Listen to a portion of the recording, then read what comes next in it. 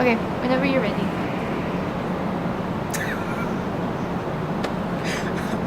You've given speeches,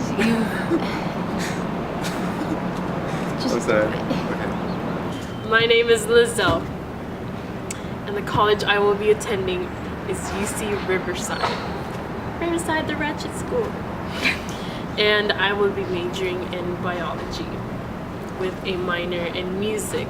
My name is Faith Sai. I'll be attending UC Berkeley, and my major is undeclared, but I'll probably be doing something in the health sciences. So my name is Alexis Meraz Garcia, because my dad has been hounding me on that lately. Yeah, and then I'm going to CSUN, and I'm majoring in English. My name is Carlos Solano. Next year I will be attending UCLA with a history major. My name is Alex Moncada. I'm going to Cal State LA, and I'm going to be majoring in chemistry, maybe biochem, I'm not sure. My name is Van Lau. I am going to UC Berkeley and I am an undeclared major. My name is Jeffrey Romero and I will be attending University of Notre Dame in the fall. Yeah, in the fall. And my major is going to be biological sciences. Hi, my name is Joyce Robles. I'm going to UC Santa Cruz and my major is going to be engineering. My name is Aubrey Reyes. The college I will be attending is Mills College in Oakland near San Francisco, and I would like to major in psychology. So my name is Alexis Munoz, but for the last 4 years I've gone by Alex because I absolutely hate the name Alexis. In the fall I'm going to attend UC Berkeley near San Francisco, and I'm going to major in economics, and hopefully after 4 years I will move on to law school. Hi, my name is Archuleta. I will be going to Cal State Long Beach, and I will be majoring in illustration and animation. My name is Ruben Anguiano. I'm going to Stanford University, majoring in human biology. Hello, my name is Joseph Osorio, and I will be going to UC San Diego, and I'll be majoring in economics. When exactly do you think in your high school career did a certain transition occur where you became the person you are today? And what was that transition like?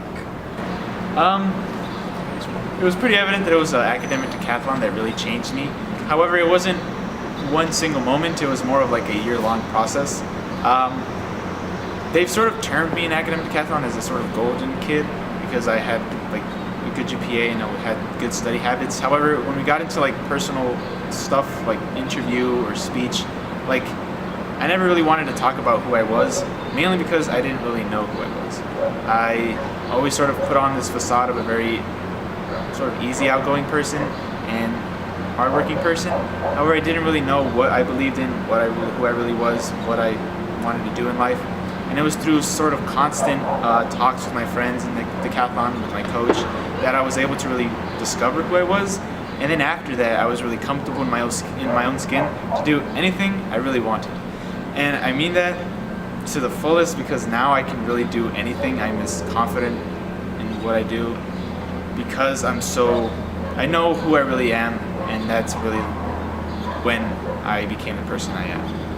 In my high school career, there was a certain transition that did guide me into what I wanted to go, and that was robotics. Robotics showed me that STEM did provide different pathways or guideways that I could follow, and that gave me an idea of what I wanted to do with my life. Essentially, robotics taught me new skills, or at least developed my skills even further, such as critical thinking, cooperation, creativity, collaboration, and those skills helped me become, one, a better speaker because I wasn't able to speak at all before.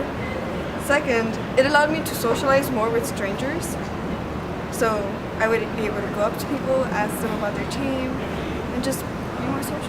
I think there are 2 points where there's been a big transition. The first one was when I came in as a freshman. I started working that first semester with my mom selling food. My GPA just went down because of it. I wasn't able to work at the level that I would have wanted or the level that I could have. So as a result, there was kind of this stigma about, oh, Alex is really smart, but he doesn't care about anything. He just doesn't really try hard, he's really lazy. And though, that's kind of the perception people had, I really enjoyed the experience because I learned, I really grew up in that sense. When I wanted a new pair of shoes, I had to work for it. Everything that I bought, everything that I needed, I knew that I was putting in the work for it. And so I valued things a lot more, I valued my family a lot more, and everything it is that we went through. And then obviously the second one is decathlon. Academic decathlon has been the most revolutionary experience because not only has it helped me mature even further, but I've gained study skills, I found myself, I came out through decathlon. And you know, that was definitely something that I don't think I would have done if it wasn't for decathlon. I probably still would have been in the closet without decathlon. And so that definitely, for people who are going through it, know what a big deal it is to kind of find yourself in that way. I think in the beginning of freshman year was when I started transitioning to like who I am like today. Let's see, I got more studious and I guess I'm more responsible compared to when I was in middle school. And also like I plan ahead now, like I'm literally like planning my summer. And then freaking next year. In sophomore year, yeah, a lot of planning. Okay, I think that this transition between kind of who I was and who I am happened, I want to say my junior year, because my junior year is really when everything kind of started changing for me. Part of it had to do with decathlon and just me becoming a better student and whatnot, but I do think that there were several aspects in which I noticed that, you know, life is changing and it's changing in a rapid way that a lot of us don't see coming. You know, we're moving out of home soon, we're moving away from our friends, we'll have less free time on our hands, we'll have more responsibilities. We're really becoming adults, and it's something that a lot of us have wished for a long time, but it's not something that everyone's ready to take on. But so I think that this happened my junior year over the summer when I realized that if I plan right now to do anything with my future, I had to start at that moment, and that's when things really started changing for me. I think one of my biggest transitions was from 10th grade to 11th grade because I took 4 APs and they were really hard. And I used to sleep all the time and take naps a lot. And I used to procrastinate a lot, but then like in 11th grade I had to learn how to manage my time better. And now I'm okay. I still sleep a lot. Does this have to be profound? Oh, I'm not the best like public speaker, but I took a class at PCC for speech and I think I got better because of that. So now I'm less nervous when I speak in front of an audience. Well, in all honesty, I don't think I've changed as a person. I've always been kind of known to be like this cheery, peppy person, and because to me, happiness is a choice. I've chosen to uphold that, and it's not that I changed as a person. I think it's just me learning more. I guess the transition was going into my first relationship, and that happened last semester. Yeah, I cut him off. No, I'm kidding. Oh! No. What she did! Oh. So, what I learned from my first relationship is that you can't change the way people are. You can't change their minds. That you can only do so much for them, and no matter how hard you try, it's always up to them, and you can't control another person. And so that person that we shall not be named, I hope he's okay, I hope he's happy. You know, I tried to reach out to him, and if he doesn't want to be my friend anymore, okay, I did my best. But I've learned that I can't force anymore, and that I can't push it anymore, because I shouldn't waste so much time on people who don't care about me as much as I do. One of the biggest transitions in my life that I'm pretty sure that would be the biggest transition for my life to come is something that happens to me as part of academic decathlon. As you know, in academic decathlon, one of the portions of it is the impromptu portion. And given the fact that I wasn't necessarily the most outgoing person, I mean, if you were to see me like 3 years before, I'd probably be speaking monotone like this. And so as a result, my coach, Aaron Flores, who was bared with me a long time, had enough. And as a result, he pulled out a book on the worst possible subject, a book on slavery, and he made me read it with a big grin on my face. It was the worst experience of my life, having to read about the oppress of an entire group of people with a smile on my face, but I managed to get through it, and as a result, I managed to become more outgoing. I managed to transition from an introvert into someone who's able to have fun again. And that's really something that I'm really grateful for, because had it not been for that really perceivingly dark moment in my life, I wouldn't have gone out and out beyond to be this more confident person as a result. I would say the biggest and by far the biggest transition I've had is in academic decathlon. I joined my sophomore year and I was a vastly different person than I was today. So just as a kind of a bit of a context, I used to skate, I had long hair, I had probably like a size bigger shirt most of the time, and I would just say a lot of stupid shit. Like I was just going I would go completely crazy doing just weird, stupid things, and it wasn't until decathlon where I kind of took things more seriously. I took academics more seriously. I enjoyed learning. I had like an appreciation for knowledge at that time, and it was because of this program that really I changed academically.